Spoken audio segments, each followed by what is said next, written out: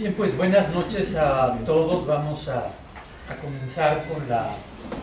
presentación del libro de mi autoría. Yo me pongo aquí también como moderador y ya luego eventualmente como replicante de los colegas que me hacen el favor de venir a presentar ante ustedes, a comentar mi libro, La religión de Descartes. Tengo siempre la fortuna de que, como muchos otros, vamos y nos apoyamos en uno de los pilares de la filosofía mexicana, que es Mauricio Buchot, que tiene también la generosidad más grande que hay en la filosofía mexicana, ¿no? Que es esta de apoyarnos a los que venimos en las generaciones siguientes. Y fuerte de ese pilar me gusta a mí también tratar de apoyarme en las otras generaciones, ¿no? Entonces hay vemos como 3 generaciones en esta mesa, o 4, no sé. Nuestra cronología también es un poco complicada, ¿no? Entonces también le agradezco al doctor Núñez de la Universidad de Zacatecas y al joven David Carranza de la Universidad de Querétaro que me acompañen en esta presentación. Y vamos a empezar por los más jóvenes. David. Claro. Bueno, yo creo que es conveniente poner el libro como segundo, ¿no?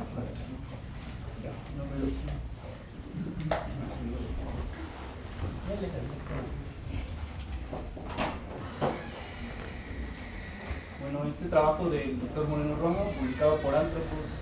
el año pasado, aunque se inscribe en una serie de trabajos que también ha publicado el editorial sobre Descartes, y este en específico se centra sobre la cuestión religiosa, aunque aprovecho también para tocar ciertos temas relacionados con la laicidad en las escuelas, en nuestras universidades, en los planes de estudio, incluso ya como a nivel del pensamiento. Entonces, yo hice una pequeña reflexión en torno al título, se llama La religión de Descartes, y yo lo que propongo es, si bien hay una cierta lectura de Descartes que nos desliga del mundo, de Dios, de los hombres, también hay una manera de pensar a Descartes como aquel que nos religa con todo ello, y bueno, por ahí va mi lectura, ¿no? Existe una serie de lecturas de Descartes que han hecho del filósofo francés el culpable de los males de la modernidad y hasta de su fracaso.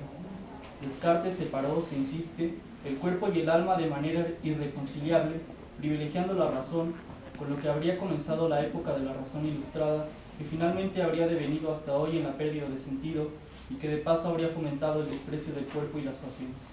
Descartes separó, se insiste, al hombre del mundo, avalando y justificando la explotación de la naturaleza por ser mera res extensa.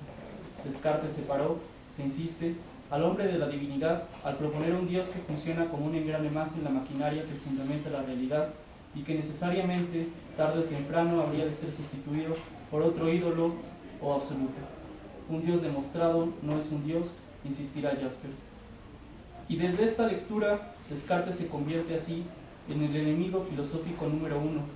Descartes es el chivo expiatorio de todos los males que ha traído, se dice, la modernidad.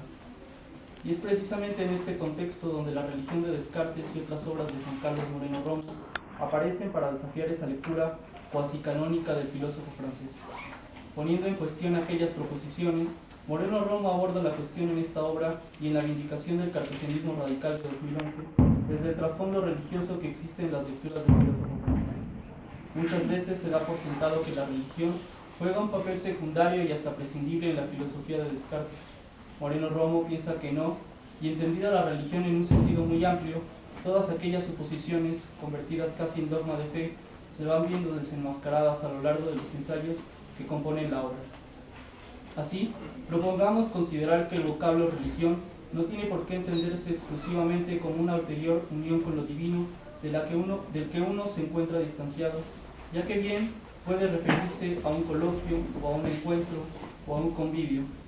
Puede simplemente significar volver a unir algo desatado o desentendido. ¿Cuál es la ética, la política, la estética, la filosofía de la religión de Descartes? Son preguntas que rara vez se encuentran no ya una respuesta definitiva, sino a un pensador que las asuma e intente dilucidar lo que alrededor de ella se teje. Y es así como Moreno Romo asume las preguntas, y en especial la pregunta por la religión de Descartes, y asume su justo y central valor, y además emprende cartesianamente un viaje o una reconstrucción que parte de nuestra presente y cotidiana modernidad hasta llegar al punto donde se gesta el carácter de nuestra época. Pero si nuestra modernidad cotidiana se traslapa con otra u otras que yo rara vez entiendo, y las raíces y fronteras se nublan, y entonces todo parece de todos o nada de nadie, y entonces el norte protestante, nos señala Moreno, busca reapropiarse de Descartes, lo menos que podemos hacer es cuestionarnos por dónde están las ideas y sentimientos que influyen fuertemente en la configuración de nuestra modernidad. Si durante mucho tiempo Descartes ha sido leído como quien se desliga absolutamente de la tradición escolástica y hasta de su propia fe, leído como quien desliga cuerpo y alma, ser y mundo, el trabajo del doctor Moreno Romo atiende con mucha claridad y erudición el asunto de la religión, justo en este sentido más amplio. Digamos entonces que estas preguntas, que ambas preguntas, aquella sobre la religión de Descartes y lo que de ambiguo pero rico y estimulante tiene la palabra, y esta sobre nuestro confuso, como también el de Descartes presente, son las que conducen al lector desde el primero hasta el último de los ensayos aquí recopilados. Es así que se cumple en algún sentido lo que el título anuncia: religarnos a nosotros, lectores, a Descartes y a nuestra compartida modernidad. En ninguno de los ensayos Moreno deja de reparar en la importancia que tiene el conocimiento y el aprecio de los asuntos relacionados con la fe, no solo para Descartes, sino para nosotros lectores, sobre los efectos tan nocivos y los prejuicios que se siguen sembrando en las comunidades intelectuales de nuestro país, sobre esos que la religión de Estado ha promovido o que le piden, si no es que le exigen que promueva, se detiene el primer ensayo, un detalle irrelevante y al mismo tiempo un tema tabú, el que, recogiendo la recepción que su obra Vindicación del Cartesianismo Radical suscitó entre sus más cercanos colegas y en el ámbito de la filosofía continental, no se vuelve sin embargo un mero ejercicio de balance o de ajuste de cuentas con sus críticos. El diálogo de Moreno Romo con sus lectores y auditorio de los varios lugares donde presentó su obra avanza dejando entrever los pensamientos que servirán de eje a lo largo de la pequeña obra.